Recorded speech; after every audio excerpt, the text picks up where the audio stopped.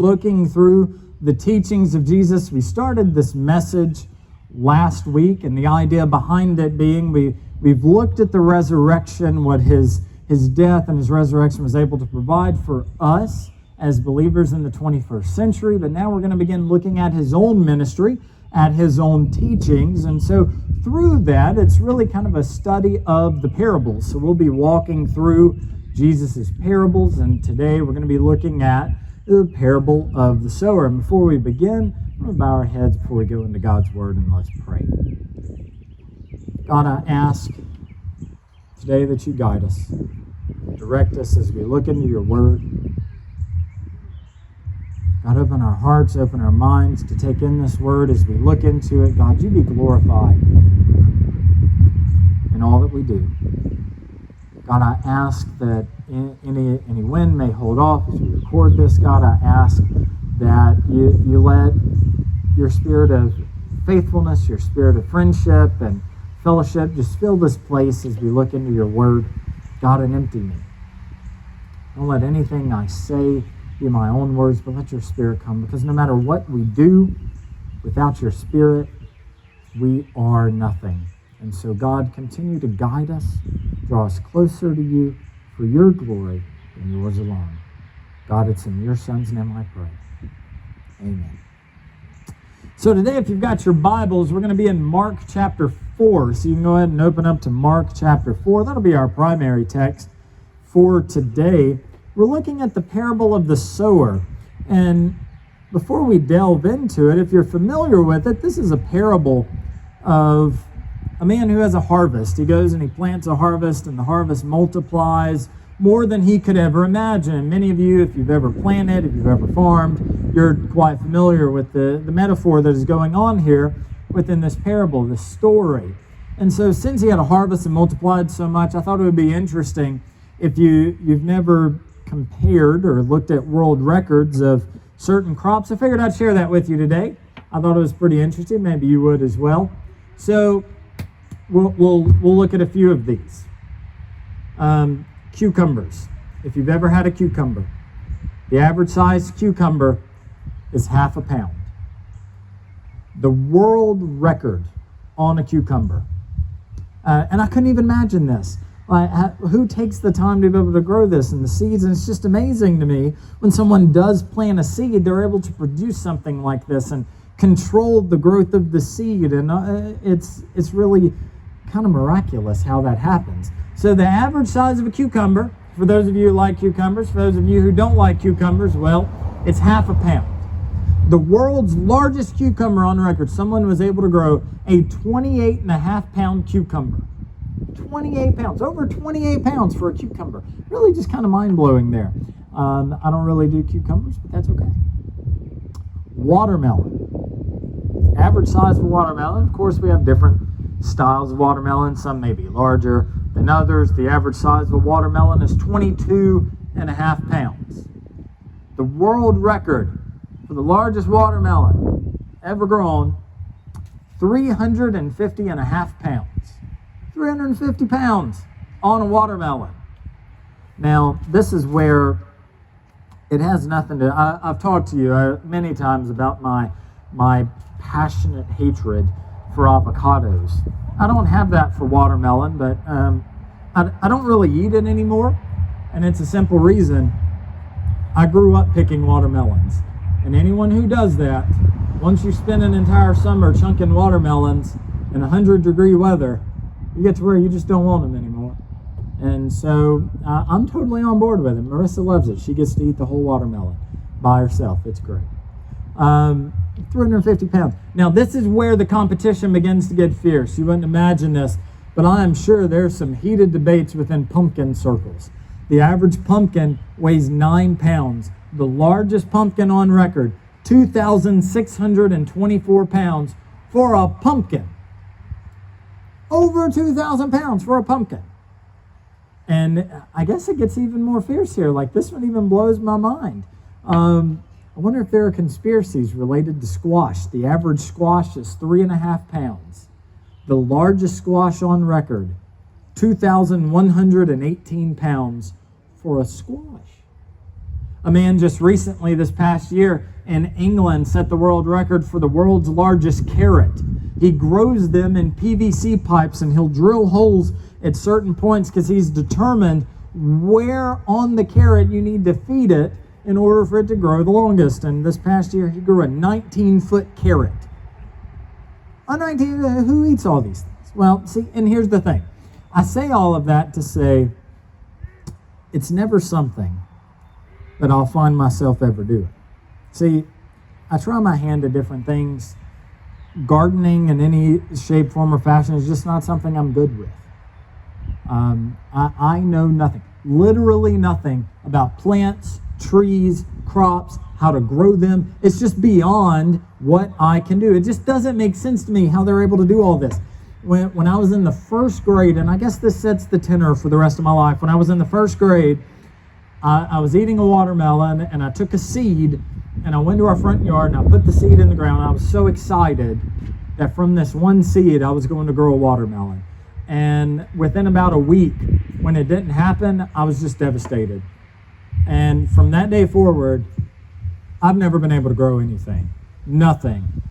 Everything that I try to grow, it just dies for whatever reason that it happens. I just don't get it. I did a blueberry bush. I was at a house a few years ago at a church, and they had talked me into growing a blueberry bush. And they said, Mark, all you have to do is plant it and let nature do its job. And so I planted it, and weeks went by. Noticed the leaves started to turn brown. This thing did not look healthy. So I finally told some of the men in the church who talked to me about it, I said, I don't know what I'm doing. It's just dying. I can't get it to grow. There are no blueberries yet. They said it would take like a year to 2 years for blueberries. I said, that's not why I bought this thing. I bought this thing to have blueberries. I don't want to wait that long. And it doesn't matter, it's dying. They said, well, have you watered it? No, you told me just to plant it in the ground and let nature do its job. I hadn't been watering it. I said, you got to water this thing. So I started watering it, started to grow back. I was getting really excited. Maybe for the first time ever, I can get something to grow. And about 3 weeks after that, when the leaves started to sprout again, guy came and cut our grass, ran over it with a bush hog. Just terrible, terrible. Didn't even make it. So I'm going to be honest. Never been very good at growing anything, making anything last as far as plants. So I don't tell people this, but when we had Maddie, I wasn't really sure she was going to make it. I've always been very bad at growing things, so I'm so glad she's made it to almost 3 years old, because I wasn't sure if it was going to happen. I just don't know these things. When it comes to plants, I don't know. When people talk to me about one guy I was talking to about growing the blueberry bushes, he had mentioned, it may be an issue with the pH in the soil. What are you talking about? You just plant it in the ground, put water on it, it's supposed to grow. That's all that happens. Like, don't tell me that pHs are off and all. I don't get all of this. Is the nitrogen rich enough in the soil? It's just dirt. Like, that's never something that crosses my mind. And so I have plants and trees that people put in our yard before we got there. To this day, I still don't know what they are. If you were to say, hey, Mark, those are really nice flowers. What kind are they? They're yellow ones. Like, that's the only guess that I could possibly give. Like, they change colors each season. I've had my neighbors tell me like 30 times, I have one tree in my yard. For the life of, if there was a gun to my head, I couldn't tell you what kind of tree that is. It drops these little spiky balls on the ground, and that sycamore, maple, cherry, like I don't even know. It may not even be a tree. It may be a weed for all I know. I just don't get this stuff. But so we're looking at the parable of the sower today. And so for those of you who do know this, it may be very familiar for all of you. So let's take our Bibles. We're going to be in Mark chapter 4. Mark chapter 4, really just looking at a few verses. So starting in verse 3, and then we'll walk through our questions, we'll look at the parable, so on and so forth. So Mark chapter 4, verse 3. Jesus says, listen, consider the sower who went out to sow. As he sowed, some seed fell along the path, and the birds came and devoured it. Other seed fell on rocky ground where it didn't have much soil, and it grew up quickly, since the soil wasn't deep. When the sun came up, it was scorched, and since it had no root, it withered away. Other seed fell among thorns, and the thorns came up and choked it, and it didn't produce fruit. Still other seed fell on good ground, and it grew up, producing fruit that increased 30, 60, and 100 times. Then he said, let anyone who has ears to hear, listen, let them hear. So here we have a parable of a man who went out to sow. Now, when we talk about sow, for those who aren't familiar with the language, we're not talking about someone who's going and cross-stitching within a field. Now, someone who is sowing, when they go out to a field, what he's doing is he's taking a handful of seed and he's throwing it out into the field. As he's walking along a certain path, it may be tilled in a certain way, he's throwing it out and it lands wherever it lands. Now, that becomes very important as we look at the nature of the parable and what Jesus is intending as he looks at how the seed falls on the ground. Now, I want to go back and recall from last week. I have 4 rules, 4 questions to ask when we're interpreting parables. This will help us understand the meaning of the parable. In any parable, if you ask these 4 questions and attempt to answer these 4 questions, should help you understand what the parable is. And so, question number 1, why is Jesus telling this parable? What events have led up? What clues can we get that would lead us to believe the reason Jesus tells this parable? Question number 2, who is Jesus telling this parable to? That becomes very important. He will tell a parable differently, or a different type of parable, to, say, Pharisees than what he would to his disciples. Since his disciples were with him, he'll probably go more in depth than what he would just a crowd. So who is he telling this parable to? Who or what is the main character of this parable? That becomes very important because sometimes when you read interpretations of parables, they'll try to make a symbol out of it. This person represents this idea, and this person represents this idea. But a parable, at its heart, is a story. And stories have a main character, and it follows that. Imagine watching a movie or reading a book, and halfway through the book or the movie, your character changes. Well, that'll completely throw you off and confuse you. You do have to understand that in Jesus' context, he's telling these stories to people who they've never been to school.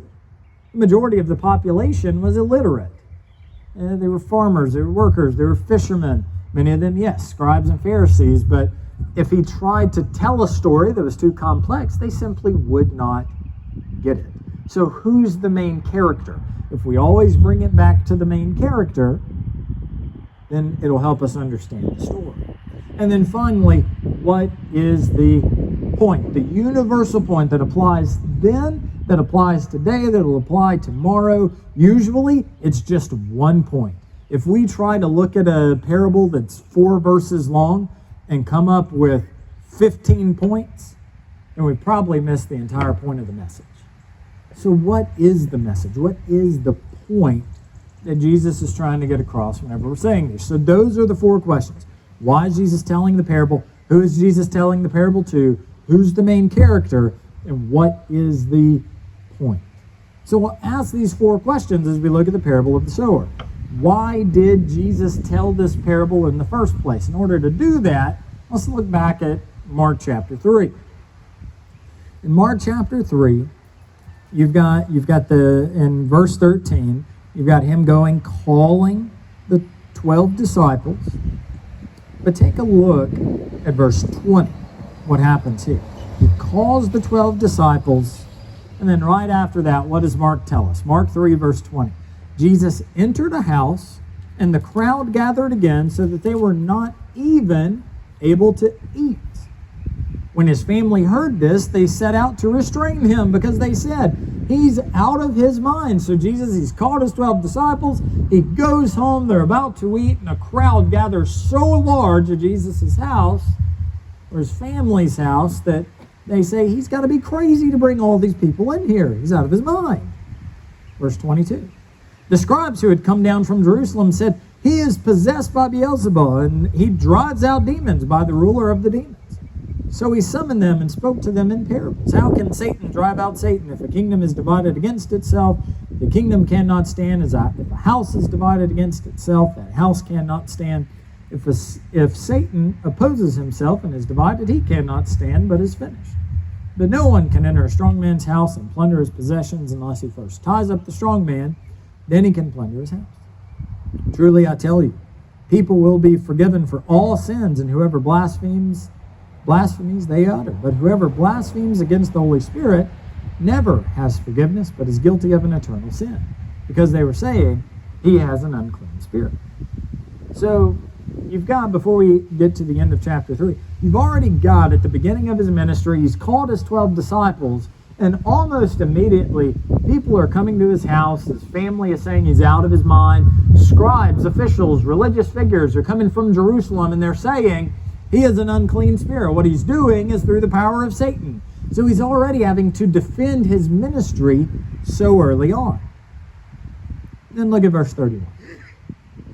His mother and brothers came, and standing outside, they sent word to him and called him. A crowd was sitting around him and told him, "Look, your mother, your brothers, and your sisters are outside asking for you." He replied to them, "Who are my mother and my brothers?" Looking at those sitting in a circle around him, he said, "Here are my mother and my brothers. Whoever does the will of God is my brother and sister and mother." And so just leading up to this parable, Jesus is already facing conflict of all kinds. He's telling the word, and his family is acting like he's out of his mind. The scribes are saying that the deeds he's doing, the ministry he's performing, is by Beelzebub, by demons, by Satan. Right after he's called his disciples. Is this the ministry that fulfills the kingdom of God? And so with all of these questions, with all of these issues now raised, it brings us to chapter 4, verse 1, when it said he began to teach by the sea, and so a very large crowd gathered around him. So, why did Jesus tell this parable? Because even from the onset, he's facing criticism of his ministry. So why does he tell this parable? Because he's wanting to let everyone, especially his disciples, who he'll later explain it to, what is going on with his ministry and people not being receptive. You would think as a disciple, if the Messiah is coming and preaching the kingdom of God in Israel, Israel would listen, but that's not necessarily what's all happening. He's actually receiving criticism. And so that becomes the backdrop for this parable, the parable of the sower. So who is he telling the parable to? In Mark chapter 4, verse 1, it says it's to a crowd. He goes out into the sea, he gets in a boat, and he sits down. He goes on the Sea of Galilee, he sits down, he begins to speak in parables because a large crowd has come out there. And so he tells them the parable of the sower. So the main character, well, simple. That's a sower who's going out to sow seed. So it's got to come back to the nature of what the sower is doing. So let's take a look at what the sower is doing. Let's break this down again. So he goes out, he goes to sow seed. Look at verse 4. It says that some seed fell on a path. So what are all the different areas that it falls? Again, as he's going and sowing, in order for him to sow, he's walking along his garden. Like I said, if he's plowed up or tilled up a little area, he's walking along it. He's got a bag and he's throwing seed in the area to where it would grow. You throw a lot of it out there because in my experience, if you plant one watermelon seed when you're in the first grade, it's not going to grow. But if you throw a lot of seed out into your field, chances are some of it will take hold. That's why you throw some in. So he's casting seed, he's sowing seed out into his garden. And what does it say? Some fell along the path. Verse 5, other fell on rocky ground. Verse 7, other seed fell among thorns. And then it said some fell on good ground. This is where it's good. So we have 4 settings. This is where it's good to know really the background of Greek. I think that our English translations have missed one word, one very key concept, and that's the word some. because it's not the same word in every instance that he does this. Because in the first three, he uses the word one. And I think that word right there, the word one, is really important to understanding the nature of this parable. Because here's what happens. I'll read it to you as the Greek would have it, so maybe we can understand the difference there. So it says here, listen, consider the sower who went out and sowed. Again, if you've ever done this before, you know where the seed is going to be cast. As he sowed his seed, one seed fell among the path. The Greek doesn't have the word some, it has one. One seed fell among the path, and the birds came and devoured it. Verse 5. One seed fell among rocky ground where it didn't have much soil and it grew up quickly. Now, one thing to understand, we're not talking about someone, this is first century Israel. This is not 21st century America. This isn't the kind of gardens we have here where it's 20 acres of plowed ground using a tractor. This was a totally different scenario. Israel is a land of vast geographical differences. In a distance from about the length of Mississippi, you go from, in southern Israel, the Dead Sea, that's 1,300 feet below sea level. And then at the top, Mount Hermon, that's 13,000 feet above sea level. There's an incredible difference that takes place there. And if you ever want to know what Israel looks like, just think of this word. It's rocky. Everywhere there are rocks. When we went a few years ago, we drove by this elite community, really nice homes that when they built this complex of homes for richer people to live in, there was one thing that the contractor wanted to do. He wanted to remove all the rocks from the area.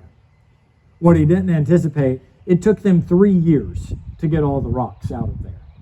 There were rocks everywhere. And so when he says that as he's going, one fell among the path, and one seed fell on rocky ground where it didn't have very much soil for roots, they totally would have understood that. He goes on to say, verse 7, other seed, he says one seed fell among thorns. Thorns came up and choked it, and it didn't produce fruit. And this is, in verse 8, this is the first time he uses the plural. Still other seed fell on good ground and made it grow up. See, the sower knows what he's doing. He's been sowing. He's a farmer. He's a gardener. Unlike me, who can't grow a thing. He's going out and he's sowing the seed. And you know what? When he's going out there and he's throwing the seed for it to grow, there may be one seed that falls on a path that people trample on and doesn't grow. As he's sowing seed, there may be one seed that falls on rock, and so it's not able to get a good root. As he's going and sowing seed, throwing it out there, you may have one that lands in thorns, and so it's not able to produce. But you know what Jesus says here? The majority of that seed is going to land on good soil. It's going to go where it needs to go so it can grow, so it can be fruitful. What does he say here about his harvest that he produced as a result? Still other seed fell on good ground and grew up, producing fruit that increased 30, 60. We would expect by multiplication him say 90 times. What does he say here? He says 100 times. It would grow into a harvest that he never could have expected, because it's God's blessing upon his life.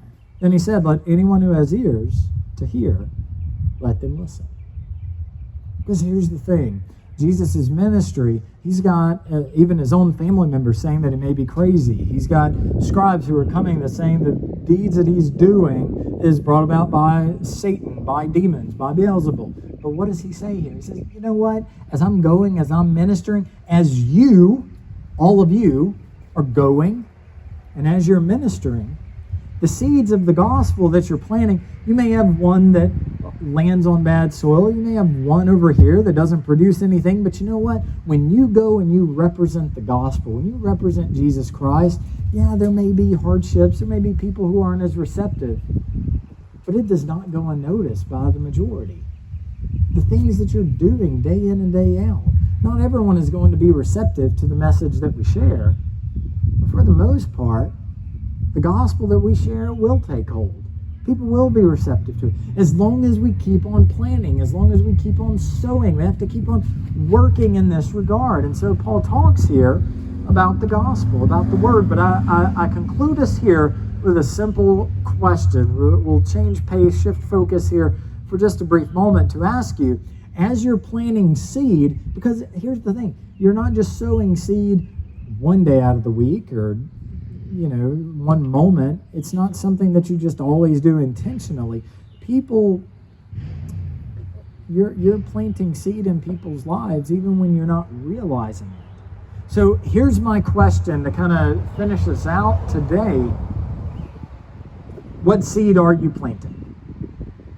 What is the nature of the seed that you're planting in people's lives? The things that you do, because I know you've had experiences, I've had them, where people come to you and they'd say, Mark, you said this to me and it just really was influential, it shaped my life, and you think to yourself, I hardly remember ever talking to you to have that kind of impact on your life, because it's the seeds of the gospel. Jesus Christ is working in your life 24/7, whether you realize it or not, by the way you interact with people. So the ways that you interact with people, the seed that you are planting, what kind of seed is that? To finish this out, we'll go to Galatians chapter 5. You don't have to turn there.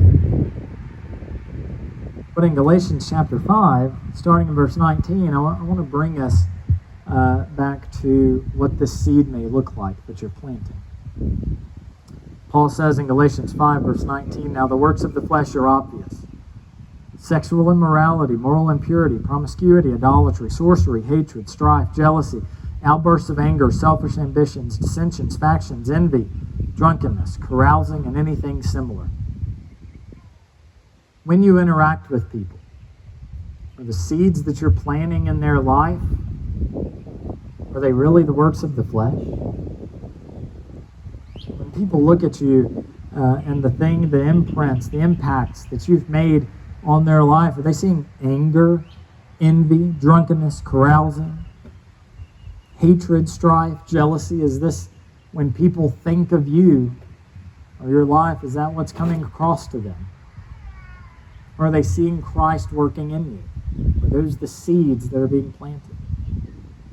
Paul goes on to say in verse 22, but the fruit of the Spirit is love, joy, peace, patience, kindness, goodness, faithfulness, gentleness, and self-control.